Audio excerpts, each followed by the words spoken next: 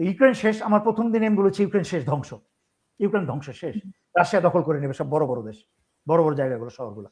এখন আসলে ওই জায়গায় ফেরত আসি। মধ্যপ্রাচ্যের ইয়েটা শেষ। তেলের দাম আগামী কয়েক সপ্তাহে, অবাক হওয়ার না, $300 থেকে $350 পার ব্যারেল যাবে।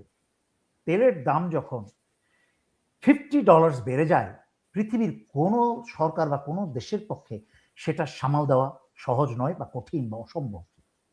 বাংলাদেশের দেশের মতো অসম্ভব। বাংলাদেশের দেশের মতো বর্তমানে তারেক রহমান যেভাবে বসেছেন এবং তারেক রহমান যেভাবে উনি হাত মিলিয়ে এবং ইফতার পার্টিতে জয়েন করছেন এবং কার্ড দিচ্ছেন, বিতরণ করছেন, এখনো উনি বুঝতে পারছেন না যে উনি নতুন বসেছেন, উনি আগের এমপির অভিজ্ঞতা নাই, প্রধানমন্ত্রী দূরের কথা এমপি হওয়ার অভিজ্ঞতা নাই। উনি সরাসরি আল্লাহ ওনাকে প্রধানমন্ত্রীর জায়গায় বসিয়েছেন। ওনার উচিত ছিল ওনার বাবার মতো বিজ্ঞ, যোগ্য, বুদ্ধিমান ব্যক্তিগুলাকে দল, মত, ধর্ম সব ভুলে গিয়ে যোগ্য ব্যক্তিগুলাকে মন্ত্রণালয়ে সব জায়গায় বসানো। তোমরা বাকিদের বলা উচিত তোমরা এমপি পাস করছো, তোমরা সংসদে আইন তৈরি করো।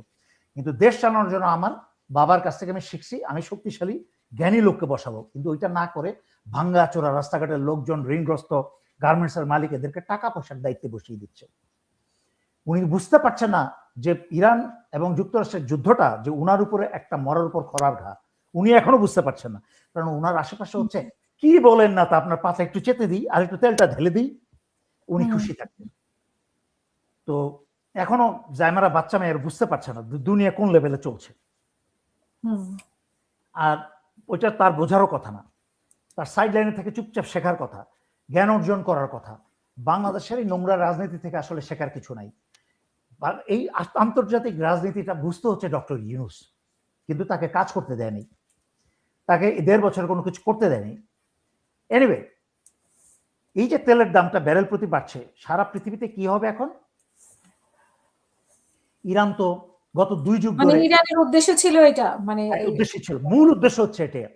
ইরানের উদ্দেশ্য ছিল সারা পৃথিবী, এই যে আকাশ, ইরান যুদ্ধ করছে কেন, কিভাবে, কেন সম্ভব? শুধু মিসাইলের ভান্ডারের কারণে না, ইরানের বহু 2 যুগের উপরে থেকে সময় থেকে পরিকল্পনা করা, কোথায় কোথায় আক্রমণ করবে, কোথায় আক্রমণ করলে যুক্তরাষ্ট্র এবং ইসরায়েল কলিজায় আঘাত করবে। একটা দেশের বা শক্তির কলিজায় আঘাত লাগে তখনই যখন তাদের অর্থনীতি ধ্বংস করে দেওয়া হয়। আর গোলা বারুদ, বিমানবন্দর ধ্বংস করা হচ্ছে প্রাথমিক ধ্বংসের অংশ, সেটাও কিন্তু অর্থনীতিতে আঘাত করে। বাট অর্থনীতির মূল শক্তি, চালিকা শক্তি হচ্ছে জ্বালানি শক্তি। গতকালকে আপনার কি বলে এটাকে, যুক্তরাষ্ট্রের প্রতিবেদন, জ্বালানির তেলের যে দাম বেড়েছে তার উপরে যে তাদের যুক্তরাষ্ট্রের স্টক মার্কেট গুলা চলে, তারা সবাই পতনের দিকে, সবাই পতনের দিকে। এবং ইরান কিন্তু গত 2 যুগের উপরে ধরে তারা সুইফট ব্যবহার করে না। সুইফটটা বুঝতে পেরেছেন তো, দেশে বিদেশে টাকা পাঠাতে যে পেমেন্ট সিস্টেমের মাধ্যমে, সেটাই, যে পেমেন্ট সিস্টেমের মাধ্যমে টাকা পয়সা পাঠানো হয়, দুনিয়া প্রায় 11,000 উপরে ব্যাংক এটার অংশ, সেটার অংশ কিন্তু ইরান না। তার মানে আপনি সুইফটের মাধ্যমে যে ইরানকে পাঙ্গা দিবেন এই সুযোগও কিন্তু রাখে নাই।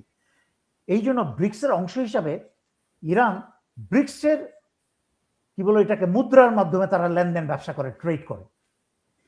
এইদিকে যুক্তরাষ্ট্র করছে কি, হাসিনা যেরকম তার পতনের আগে, আমি 2020 সালে বলেছিলাম, মনে আছে, 2020-21 বলেছিলাম, হাসিনা চোখ বন্ধ করে লাখে লাখে বাংলাদেশি টাকা ছাপাচ্ছে, লাখ লাখ হাজার হাজার কোটি টাকা ছাপাচ্ছে। এতে কিন্তু বাংলাদেশের ইনফ্লেশন পৃথিবীতে এখন সবচেয়ে খারাপ অবস্থা। ওই হাসিনার টাকা ছাপানোর ইনফ্লেশন এখনো চলছে 8%, 9%। এই ইরান যুক্তরাষ্ট্র এবং ইসরায়েল যুক্তরাষ্ট্রের যুদ্ধে এই বাংলাদেশের ইনফ্লেশন আরো বাড়বে, আরো খারাপ অবস্থায় যাবে।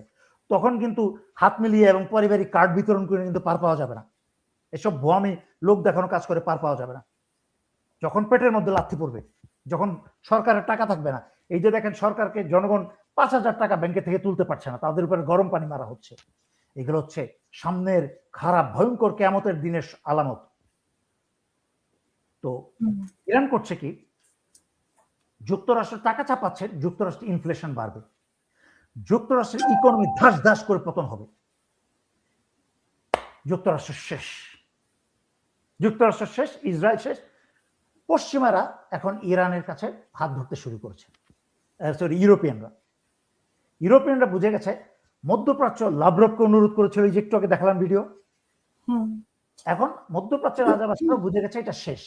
আমি গতকালকে পোস্টে এক ধরনের দোটানায় আছে, কেউ সেটাই গতকালকের ভিডিওতে, আমার ব্যক্তিগত ভিডিওতে আমি বলেছিলাম যে মধ্যপ্রাচ্য মার খেয়ে এবং যুক্তরাষ্ট্রের বেইমানি হারামখোরি চরিত্র বুঝতে পেরে তারা এখন যুক্তরাষ্ট্রের সাথে, ইসরায়েলের সাথে সকল বাণিজ্য এবং সামরিক চুক্তি বাতিল করছে একটার পর একটা।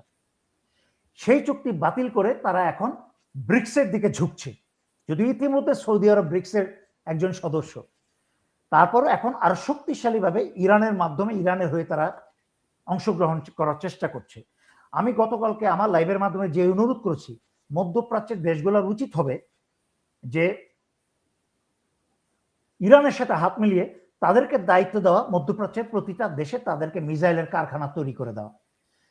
যেইভাবে ইরান তাদের প্রতিটা প্রদেশে ইসরায়েলের মিসাইলের কারখানা তৈরি করেছে, এইভাবে মধ্যপ্রাচ্যের প্রতিটা দেশে চুক্তির মাধ্যমে এসব মিসাইল, শক্তিশালী মিসাইলের কারখানা করে দেওয়া, যেন মধ্যপ্রাচ্য তথা মুসলিমদের সম্পদ এবং মুসলমানরা এবং মুসলমানের দেশ সুরক্ষিত হয় এইসব পশ্চিমা ইহুদি জায়নিস্ট দেশের বিরুদ্ধে। আমি এই জন্য জানি না কতটুকু আপনাদেরকে বুঝাতে পারলাম যে আমার মনে হয় বুঝিয়েছেন সবকিছু। সেটাই, কি ভয়ঙ্কর দিন অপেক্ষা করছে যুক্তরাষ্ট্রের জন্য। ইরান শুধু জয়ী না, ইরান শুধু বিজয়ী না, ইরান লম্বা সময়ের জন্য বিজয়ী। আপনারা এতদিন বলেছেন ইরানের উপরেও তো আঘাত আসছে। ইরানের আঘাতটা আমি আবারও ব্যাখ্যা করি। আমার গতকালকের ভিডিওতে আমি ভিডিও দিয়ে, ছবি দিয়ে ব্যাখ্যা করেছিলাম যে ইরানে যেটা যুক্তরাষ্ট্র মূর্খের মতো আবার 82nd এয়ারবোর্ন ডিভিশনকে তৈরি করছে, যে 36 সেনা যে আকাশ থেকে প্যারাট্রুপার ছেড়ে তাদেরকে ইরানের ভিতরে আক্রমণ করবে। আমিও একজন প্যারাট্রুপার বা 36 সেনা। আমি তাই জানি যে 36 সেনা ঝাঁপ দিয়ে পড়ার পরে যদি সেখানকার মাটি অনুকূল না হয়, সেখানের পরিবেশ যদি অনুকূল না হয়, 36 সেনা ডিভিশনের পরে ডিভিশন পাঠাবে, কিন্তু ইরানের মাটি খেয়ে ফেলবে সবার আগে। ইরানের 3 দিকে পাহাড়, একদিকে সমুদ্র এবং পাহাড়, মাঝখানে 2টা বড় বড় অত্যন্ত গরম বালির মরুভূমি। যেই মরুভূমিতে যে কোনো আক্রমণকারীর বহর, সামরিক গাড়ি তলিয়ে যাবে চোরাবালির মতো। সেই জন্যই বলছি, এরকম ডিভিশনকে ডিভিশন সৈন্য পাঠালেও মাটি খেয়ে ফেলবে আগে, তারপর ইরানের অস্ত্র। আর ইরানিরা মাটির নিচে থেকে অভ্যস্ত। ইরান যদি সার্ভাইভ করতে পারে তাহলে ইরান জয়ী। আর ইরান তো জানে তাকে শুধু সার্ভাইভ করতে হবে, টিকে থাকতে হবে। যুক্তরাষ্ট্র তো টিকে থাকতে পারবে না।